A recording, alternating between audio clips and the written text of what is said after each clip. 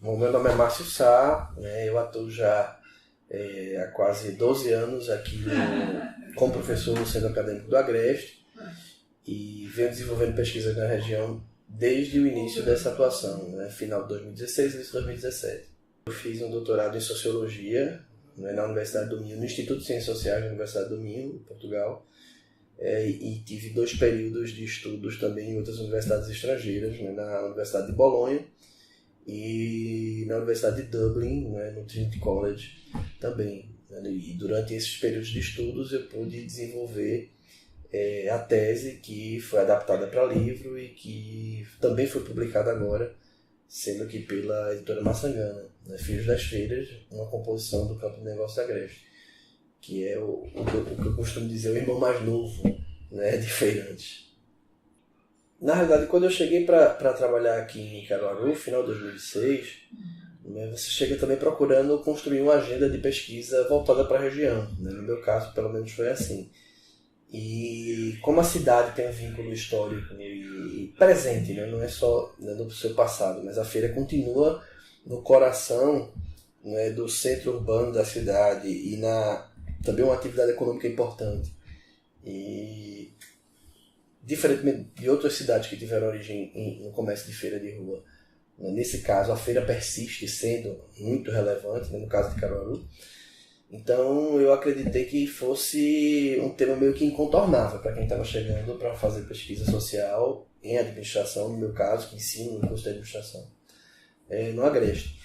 E aí foi passeando pela feira um dia, né, recebi a visita do meu pai aqui em Caruaru e fui com ele na feira e veio o insight de, poxa, né, preciso, né, para começar uma trajetória de pesquisa aqui no Agreste, o primeiro objeto de estudo, né, o primeiro foco de concentração de estudos que eu preciso ter é na feira.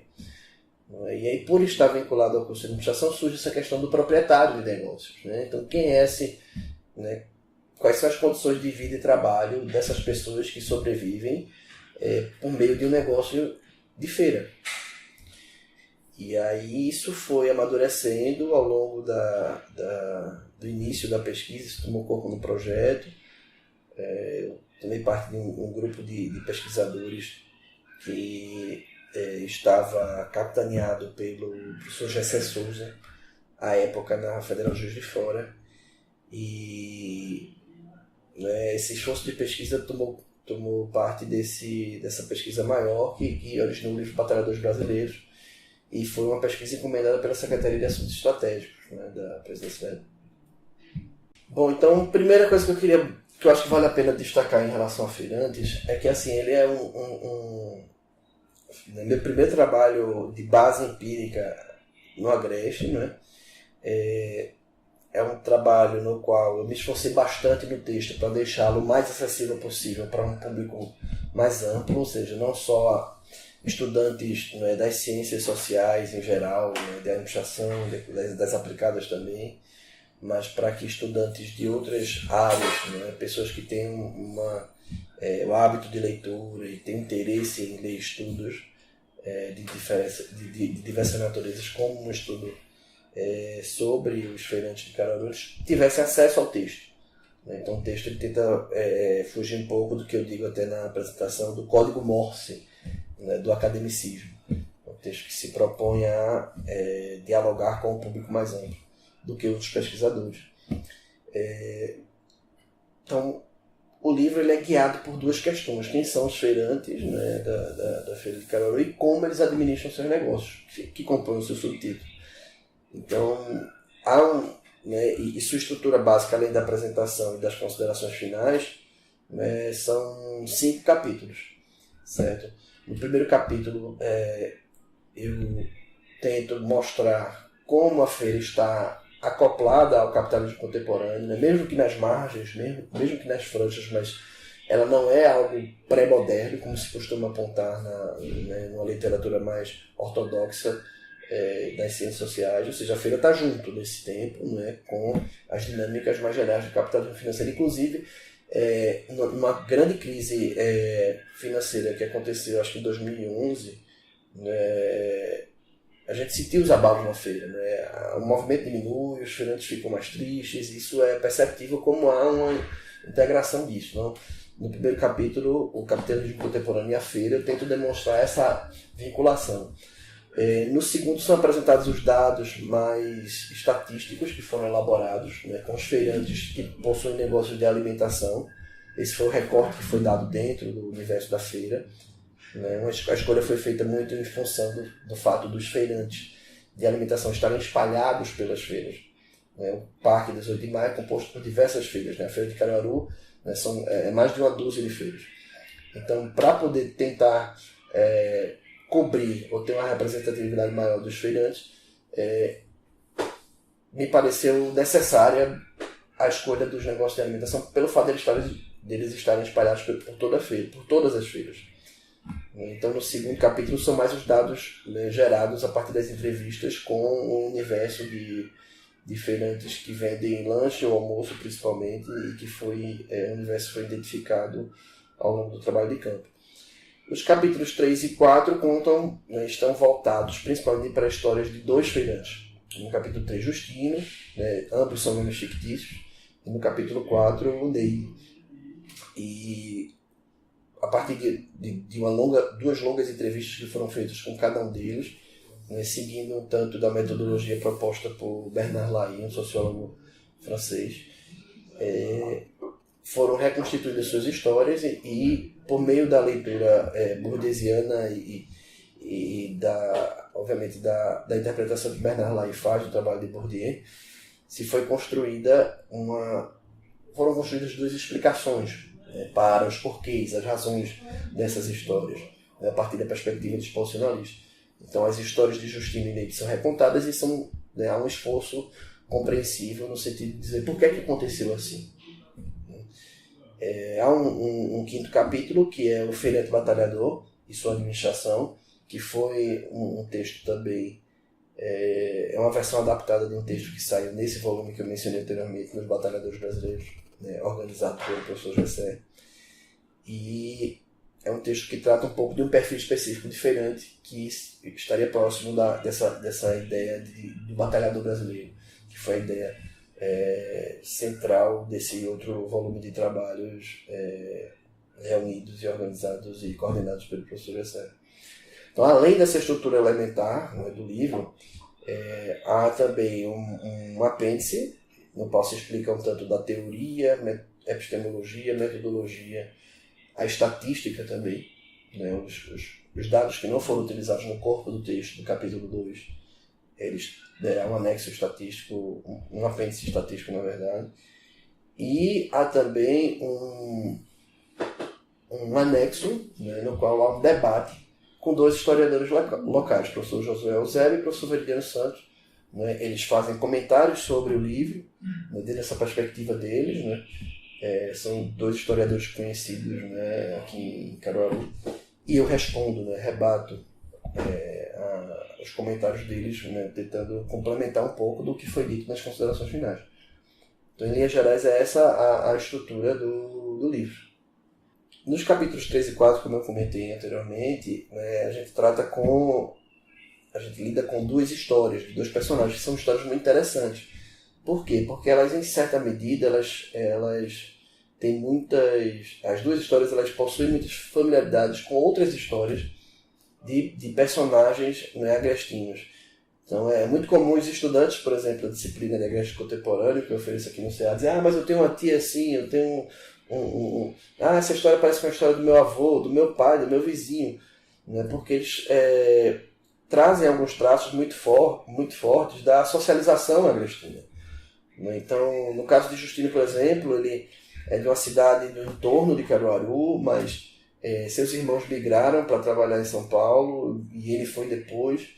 E ele justifica a ida dele a São Paulo por quê? Ele diz, o pessoal lá na minha cidade, o pessoal ia para São Paulo, passava uns 6 meses lá, quando voltava mais bonito, voltava com a pele mais cuidada, voltava mais, enfim, meio que tomando um banho de modernidade, né? Então esse ideal da modernidade acaba, né, era um modo como ele via essas pessoas, e vai para São Paulo, desenvolve uma série de trabalhos, de atividades lá, não se fixa em nenhum deles e depois de 2 décadas mais ou menos resolve voltar. Mas ele traz de volta uma série de preconceitos, né, com o próprio nordestino, em relação ao próprio nordestino. Ele gosta de dizer, lugar bom para se trabalhar é São Paulo, aqui as pessoas não... Os nordestinos não gostam de trabalhar, não sabem obedecer a ordens.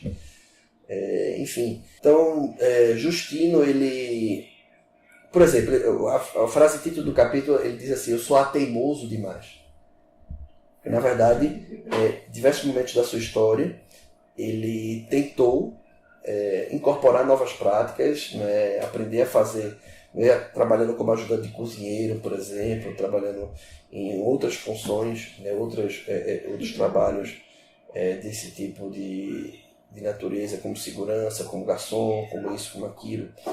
E ele tenta aprender as coisas, mas ele tinha dificuldade disso. Né? E aí ele dizia, eu sou ateimoso demais, porque ele insistia, mas ele não conseguia, em certa medida, incorporar. Aí o argumento teórico do livro, ele não consegue incorporar as disposições necessárias para desempenhar essas funções. Né? Disciplina, autocontrole, pensamento prospectivo, né? Obediência à hierarquia, extrafamiliar.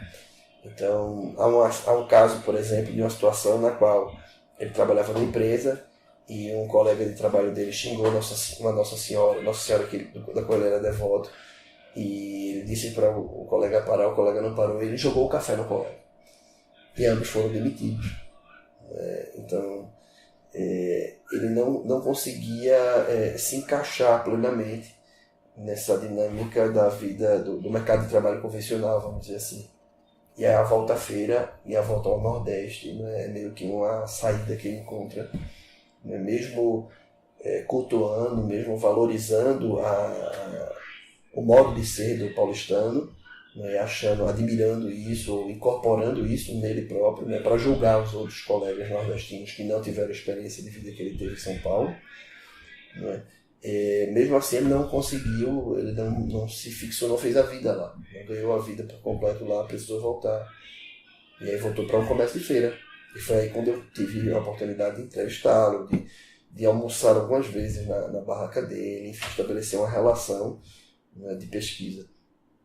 Então já a outra personagem né, que eu acho que valia a pena destacar, que é Neide, ela também vem de uma cidade aqui do entorno de Caruaru, e o subtítulo do seu capítulo é Eu não ia ser mulher da roça, porque ela mostrou desde o início, né, da sua adolescência, né, na sua fala, como ela não queria reproduzir o modelo de vida rural no qual ela foi educada pelos seus pais.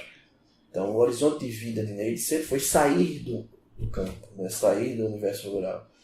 E ela se orientou para isso tanto na escola, né, ao terminar os estudos, porque sabia que seria um modo de vir para a cidade, e seria necessário na cidade, nas paqueras, na escola, né, jovens de meio rural, dos sítios do entorno do município onde ela morava, da sede, né, da sede urbana do município onde ela residia, não tinham chance com ela, e ela sempre se projetou para a cidade. E isso acaba determinando um tanto as decisões da trajetória da vida dela. E aí tem um texto de Bourdieu, O Camponês e Seu Corpo, que fala um tanto disso no interior da França, né, nos anos 60, né, como isso também se deu, né, obviamente com outras roupagens, mas também por lá. Né, o problema do celibato, né, de vários jovens campesinos de origem rural que não conseguiam, mesmo tendo condições econômicas de manter uma família, mas não conseguiam se casar porque o olhar das jovens camponesas estava muito mais voltado, direcionado para os homens que estavam em cidades, né, que vinham visitar, por exemplo, a região. E aí, né, essa suscetibilidade para a aceitação dos valores modernos. Né? E aí a cena do baile, de uma dança, né, no qual os homens, os jovens citadinos, eles conseguiam dançar bem, né, e os jovens agricultores, né, até por terem incorporado a dureza do ofício da agricultura, eles tinham dificuldade para dançar, não conseguiam nem dançar com as meninas. Então, isso um tanto aconteceu em certa medida, em certo modo, né, tem algumas semelhanças com o que aconteceu com ele, nessa projeção dela para a vida urbana e para sair do campo, né, ir para a cidade. E aí no final da história, uma coisa interessante é que marcante até, que a filha dela acaba se envolvendo com o rapaz e vai morar no campo. Ela vai morar na roça. E aí uma das frases mais marcantes que ele disse para mim foi um diálogo dela com a filha, dizendo: mas filha, você vai virar uma mulher da roça? Você teve muitas condições melhores do que as minhas, né? E você vai virar uma mulher da roça, que seria para ela o fim, né? O que haveria de pior na trajetória de vida dela, que ela projeta para a filha. Então, assim, eu acho que o que mais a gente, quando a gente se propõe a escrever um livro, a publicar um estudo de livro, o que mais a gente gostaria de saber é a recepção do livro, né? Ou seja, como leitor atento, né? Alguém que se deu o trabalho de enfrentar a leitura, né, do livro, como é que leu isso, como é que viu isso, como é que pensa isso, o que pensa diferente, que tipo de crítica é capaz de fazer, enfim, para se construir um diálogo. Então, assim, o que eu queria dizer para um leitor, quem adquirir feirantes, quem tiver o interesse de ler e fizer a leitura, é que eu estou disponível para esse diálogo. A gente tem várias formas de dialogar hoje em dia, então no livro mesmo tem meu e-mail, então seria um prazer ouvir seus comentários, suas críticas, suas sugestões e inaugurar, construir uma ponte de conversa, né, sobre o que está posto aqui no livro.